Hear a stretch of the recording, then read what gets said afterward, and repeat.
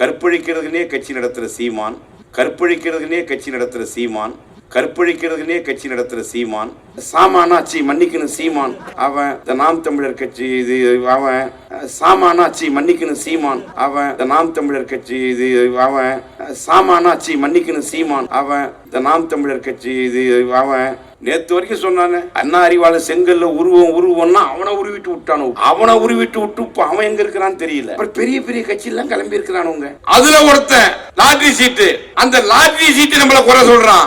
Lottery சீட்டுக்காரன் பொண்டாட்டி சொல்றா அவர் பேசுறத கணக்கிலே வச்சுக்காதன்றான். லாட்டரி சீட்டுக்காரன் மச்சான் சொல்றான், யாரு பொண்டாட்டியுடைய தம்பி சொல்றான் அவருக்கு எங்களுக்கு சம்பந்தம் கிடையாதுன்றான். ஏண்டா பொண்டாட்டி நீ சொல்லி பொண்டாட்டியே ஓட்டு போட போறது இல்ல, உன் மச்சான் ஓட்டு போட போறது இல்ல, நீ எங்களை பார்த்து குறை சொல்ற தகுதி உனக்கு என்ன இருக்கு? உனக்கு என்ன யோக்கியதை இருக்கு, தகுதி இருக்கு? இந்த ஆட்சியை குறை சொல்றவன் யார்? பிஜேபி, ஏழுபடி எடப்பாடி பழனிசாமி, கற்பழிக்கிறதுனே கட்சி நடத்துற சீமான், இன்னொருத்தன் புதுசா ஒருத்தன் வந்திருக்கான் நடிகர். அது ஏன் நம்ம ஏங்க பேரை சொல்லுவாங்க? நம்ம கட்சி பவர் என்னன்னு அவன் பொதுக்குழுவில் தான் நம்ம தெரிஞ்சுக்கிட்டோம். அவன் பொதுக்குழுவை கூட்டி முத்துவேல் கருணாநிதி ஸ்டாலின் என்கிற நான் சொன்னதுதான் வந்தவன் 2000 பேரும் எந்திரிச்சு கேட்டான். இந்த எங்களுக்கு இந்த கவர்னர் ஒருத்தன் இல்லாத குடைச்சல் கொடுத்தான். இன்னைக்கு அவன் கதை கந்தலாகி போச்சு. இவ்வளவு நாளா நான் கேட்கிறேன், டே ஏடிஎம்கே ஆட்சி நடத்த ஜெயலலிதா முதலமைச்சராக இருந்து செத்ததுக்கு அப்புறம் எடப்பாடி பழனிசாமி முதலமைச்சர் இருந்தானே, எடப்பாடி பழனிசாமி முதலமைச்சர் இருந்தானே, எடப்பாடி பழனிசாமி முதலமைச்சர் இருந்தானே, அந்த ஜெயலலிதாவுக்கு ஏடிஎம்கே கட்சி ஆபீஸ்ல அம்மா சிலையை தர்றான்னா எடப்பாடி பழனிசாமி பொண்டாட்டி சிலை திறந்துட்டானுவோம். செய்வதை சொல்வோம், சொல்வதை செய்வோம் என்று தேர்தல் வாக்கு நிறைவேற்றிய தளபதி மு.க. ஸ்டாலின் ஓராண்டுகளுக்கு முன்பாகவே ஒவ்வொரு குடும்ப தலைவர்களுக்கும் மாதம் 1000 என்பது உதவித்தொகை அல்ல, உரிமை தொகை என்று அறிவித்து வழங்கி கொண்டிருக்கக்கூடிய முதலமைச்சர் தளபதி மு.க. ஸ்டாலின். எவ்வளவோ சாதனையை சொல்லிக்கிட்டே போலாம் எங்க ஆட்சியில. ஆனா இந்த ஆட்சியை குறை சொல்றவன் யார்? பிஜேபி, ஏழுபடி எடப்பாடி பழனிசாமி, கற்பழிக்கிறதுனே கட்சி நடத்துகிற சீமான், இன்னொருத்தன் புதுசா ஒருத்தன் வந்திருக்கான் நடிகர். அது ஏன் நம்ம ஏங்க பேரை சொல்லுவாங்க? நம்ம கட்சி பவர் என்னன்னு அவன் பொதுக்குழுவில் தான் நம்ம தெரிஞ்சுக்கிட்டோம். அவன் பொதுக்குழுவை கூட்டி முத்துவேல் கருணாநிதி ஸ்டாலின் என்கிற நான் சொன்னதுதான் வந்தவன் 2000 பேரும் எந்திரிச்சு கேட்டான். வேற கேட்ட உடனே சும்மா அதிருது இல்ல, அதான்டா எங்க தளபதி. அதுல ஒருத்தன் லாட்டரி சீட்டு, அந்த லாட்டரி சீட்டு நம்மள குறை சொல்றான். லாட்டரி சீட்டுக்காரன் பொண்டாட்டி சொல்றா அவர் பேசுறத கணக்கிலே வச்சுக்காதன்றான். லாட்டரி சீட்டுக்காரன் மச்சான் சொல்றான், யாரு பொண்டாட்டியுடைய தம்பி சொல்றான் அவருக்கு எங்களுக்கு சம்பந்தம் கிடையாதுன்றான். ஏண்டா பொண்டாட்டி நீ சொல்லி பொண்டாட்டியே ஓட்டு போட போறது இல்ல, உன் மச்சான் ஓட்டு போட போறது இல்ல, நீ எங்களை பார்த்து குறை சொல்ற தகுதி உனக்கு என்ன இருக்கு? உனக்கு என்ன யோக்கியதை இருக்கு, தகுதி இருக்கு? நான் கேட்கிறேன், எங்களுடைய திமுக வரலாறு உங்களுக்கு தெரியுமா? 75 ஆண்டுகளுக்கு மேல் வைர விழா கண்ட இயக்கம் திராவிட முன்னேற்ற கழகம். இந்த இயக்கத்தை அழித்து விடுவேன், சுழித்து விடுவேன் என்று சொன்னவன் அழிந்து போனால் தெரியல, திமுக கழிவில்லை. நேத்து வரைக்கும் சொன்னானே அண்ணா அறிவாளர் செங்கல்ல உருவம்னா அவனை உருவிட்டு விட்டானோ, இப்போ அவனை உருவிட்டு விட்டு இப்போ அவன் எங்க இருக்கிறான்னு தெரியல. அப்புறம் பெரிய பெரிய கட்சி எல்லாம் கிளம்பி இருக்கிறானுங்க. சாமானாச்சி மன்னிக்கணும் சீமான், அவன் இந்த நாம் தமிழர் கட்சி இது, அவன் இந்த விஜய். இது ஒன்று தமிழ்நாட்டில் தொகுதி வரையறை பிரச்சனைக்காக 58 கட்சி ஒன்னா சேர்த்து சாதனை படைத்தார் தளபதி. அதில் முக்கியமான கட்சி ஒரு 4 பேர் வரலங்க. அவன்லாம் தொகுதிக்கு 80,000 ஓட்டு வச்சிருப்பான். நாம் தமிழர், புதிய தமிழகம், ஜான் பாண்டியன் கட்சி, இதில் ஜி.கே. வாசன் ஒரு கட்சி ஒன்று வச்சிருக்காரா? அவர் கலந்துக்கலைங்க, அவர் கலந்துக்கல. டே நீங்கள் எல்லாம் ஒரு கணக்கில் வருவீங்களாடா? எதுலையாவது தேர்வீங்களா? எந்த கணக்கிலுமே வைக்க முடியல. எனக்கு டைம் ஆகுது, நான் 5 நிமிஷத்தில் நான் முடிச்சிடுறேன். ஒன்றும் பெருசாகலாம் பேசுகிறோம் நம்ம. நீங்கள் கரண்ட் பாலிடிக்ஸ் பேசினா அது எங்கேயே போவோம். இந்த எங்களுக்கு இந்த கவர்னர் ஒருத்தன் இல்லாத குடைச்சல் கொடுத்தான்.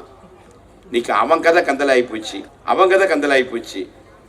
இன்னைக்கு நாட்டு மக்களிடத்து நல்ல பேர் எடுத்துக்கொண்டிருக்க திராவிட முன்னேற்ற கழகத்தின் மீது இவ்வளவு நாளா நான் கேட்கிறேன், ஏடிஎம்கே ஆட்சி நடத்த ஜெயலலிதா முதலமைச்சராக இருந்து செத்ததுக்கு அப்புறம் எடப்பாடி பழனிசாமி முதலமைச்சர் இருந்தானே, அந்த ஜெயலலிதாவுக்கு ஏடிஎம்கே கட்சி ஆபீஸ்ல அம்மா சிலையை தர்றாருன்னா எடப்பாடி பழனிசாமி பொண்டாட்டி சிலை திறந்துட்டானுவோம். சிலை செஞ்சவனை கூட்டு என்னடா எடப்பாடி பழனிசாமி பொண்டாட்டின்னா அவர் பொதுவாக கூட்டு சொன்னாருங்க, அம்மா சிலையை தர செய்யினாரு.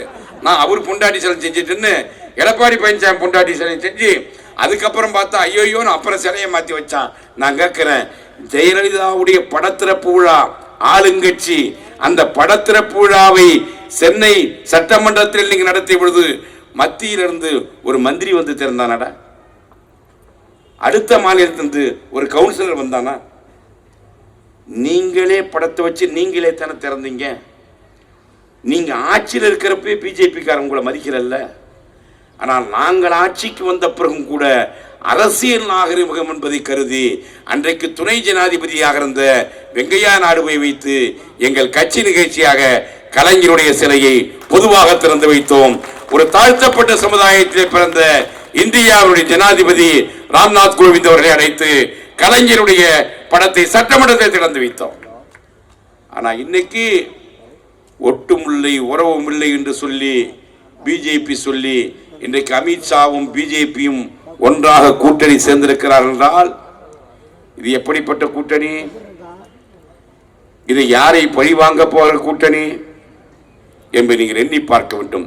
நான் ஒன்றும் சொல்லல, திமுகவை அழிச்சிடுவோம் ஒழிச்சிடுவோம் சொல்றவனுக்கெல்லாம் ஒரே ஒரு சின்ன விளக்கத்தை மாத்திரம் சொல்லி விடைபெற ஆசைப்படுகிறேன். ஒருத்தன் என்ன பண்ணியிருக்கான், தென்னையில் உட்கார்ந்துருக்கான், கிராமத்தில் தெருவில் ஒருத்தன் போயிருக்கான்.